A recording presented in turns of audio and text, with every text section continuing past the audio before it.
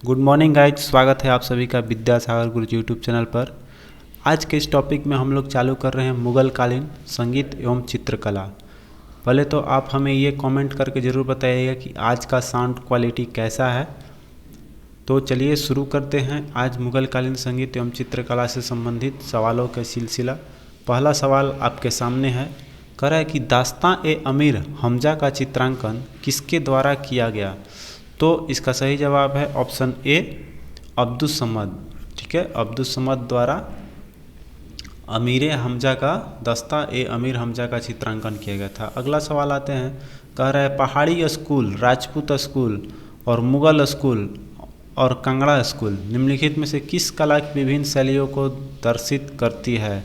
तो ये जो है चित्रकला है। पहाड़ी स्कूल और ये जो भी आपको दिखाई दे रहा है, पहाड़ी school, Rajput school, Mughal school, ये सब कांगड़ा स्कूल, ये सब चित्रकला है। ठीक है, चलिए आगे चलेंगे। क्वेश्चन नंबर 3 पे आ रहे हैं। तो कह रहा है तानसेन, बैजू बावरा एवं गोपाल नायक जैसे संगीतज्ञों ने स्वामी हरिदास से परीक्षण प्राप्त किया था। तो स्वामी हरिदास पूछ रहा है कि स्वामी हरिदास के अनुयायियों ने कितने संगीत अर्चना केंद्र स्थापित किए हैं। तो इसका सही जवाब है 5 किए हैं। अगला सवाल देखेंगे तो कह रहा है प्रसिद्ध तानसेन का मकबरा स्थित है। तानसेन का मकबरा कहाँ स्थित है आपका, तो ग्वालियर में। ठीक है, बहुत बार आया हुआ है ये क्वेश्चन, VVI है। अगला सवाल देखेंगे, 5 नंबर क्वेश्चन पूछ रहा है कि मुगल काल चित्रकला के विषय में कौन सा कथन सत्य है। तो कह रहा है युद्ध दृश्य दिखाया जाता था, पशु पक्षियों की प्राकृतिक दृश्य दिखाया जाता था, दरबारी चित्रण किया जाता था। तो इसमें जो भी है वो सब किया जाता था। तो सही जवाब है सभी चीज़ को चित्रांकित किया जाता था। ठीक है, आते हैं क्वेश्चन नंबर 6 पे। तो क्वेश्चन नंबर 6 आपसे पूछ रहा है कि निम्नलिखित में से कौन जहांगीरी चित्रकार थे। नीचे दिए गए कूट में से आपको बताना है कि कौन कौन जहांगीर के दरबार में चित्रकला करते थे। तो देखिए इसमें जो है एक अब्दुस समद नहीं थे, अब्बुल हसन थे और अक्का रिजा थे। ठीक है, तो 2 और 3 आपका हो रहा है। तो आप चले जाएंगे ऑप्शन नंबर बी जो है वो आपका सही जवाब है। ये जहांगीरी चित्रकार थे। अब कर रहा है 7 नंबर, किशनगढ़ शैली किस कला के लिए प्रसिद्ध है। मंदिर कला, चित्रकला, युद्ध शैली और मूर्ति कला। तो इसका सही जवाब है चित्रकला के लिए प्रसिद्ध है किशनगढ़ का शैली। चलिए आगे चलेंगे। क्वेश्चन नंबर 8 का रहा है कि अकबर के शासन काल में ध्रुपद गायकों में कौन कौन शामिल थे, अर्थात ध्रुपद गायन कौन कौन करते थे। तो आपको बताना है। तो पहला में है क्या, तानसेन थे। फिर एक है हरिदास, 2 नंबर में हरिदास भी थे।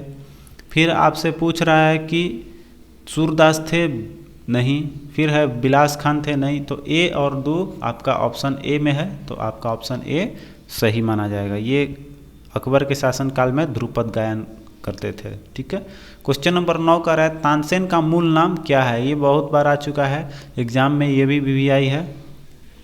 तो तानसेन का पूरा नाम क्या था, रामतनु पंडित। ठीक है, बहुत लोगों को इसका जवाब पता होगा।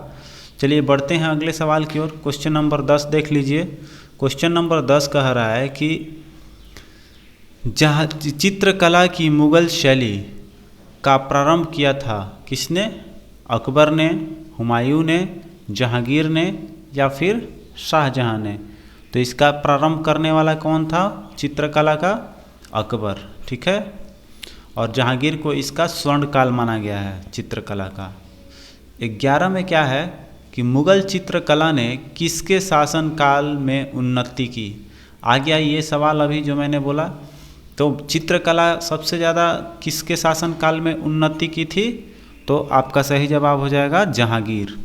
और प्रारंभ किसने किया था चित्रकला का, तो अकबर चला जाएगा। ठीक है, ये दोनों सवाल आप कंफ्यूज नहीं कीजिएगा। चलिए अगले सवाल पे आते हैं। क्वेश्चन नंबर 12 देखिए, कह रहा है निम्नलिखित में से कौन सा संगीत वाद्य बजाने में औरंगजेब की दक्षता थी। ये भी VVI है। यह आता है कि कौन सा मुगल शासक एक वाद्य यंत्र बजाने में निपुण था। तो आपका ऑप्शन होता है औरंगजेब। और इसमें पूछ रहा है कि औरंगजेब किस में दक्ष था, अर्थात कौन सा चीज़ बजाता था वो, तो बीड़ा बजाता था। ठीक है। अगले सवाल पे आते हैं। कह रहे निम्नलिखित में से किस मुगल शासक ने लाला कलावंत से हिंदू संगीत की शिक्षा ली थी? तो लाला कलावंत से हिंदू संगीत की शिक्षा लेने वाला कौन सा मुगल शासक था? इसका सही जवाब है अकबर। ठीक है, ऑप्शन सी। चलेंगे अगले सवाल पे। कह रहा है कि चित्रकला की मुगल कलम भारतीय लघु चित्रकला की रीढ़ है। निम्नलिखित में से किस कलम पर मुगल चित्रकला का प्रभाव नहीं पड़ा? अर्थात मुगल चित्रकला का प्रभाव किस पे नहीं पड़ा था? तो इसमें देखिए पहाड़ी था, राजस्थानी, कांगड़ा और कालीघाट। तो इसका सही जवाब है कालीघाट पे इसका नहीं पड़ा। ठीक है, अगला सवाल देखिए। कर जहांगीर ने मुख्यतः निम्नलिखित में से किस कला को संरक्षण दिया था?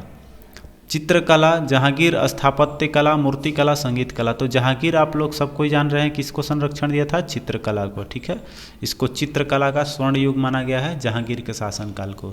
अगला देखिए क्वेश्चन नंबर 16 आ रहा है कि प्रातः काल में गाए जाने वाली राग क्या है? तो प्रातः काल में कौन सा गाया जाता है?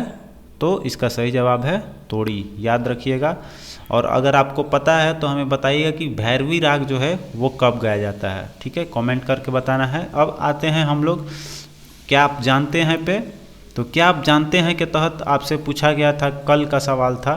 कल आपसे पूछा गया था कि औरंगजेब के गुरु का क्या नाम था?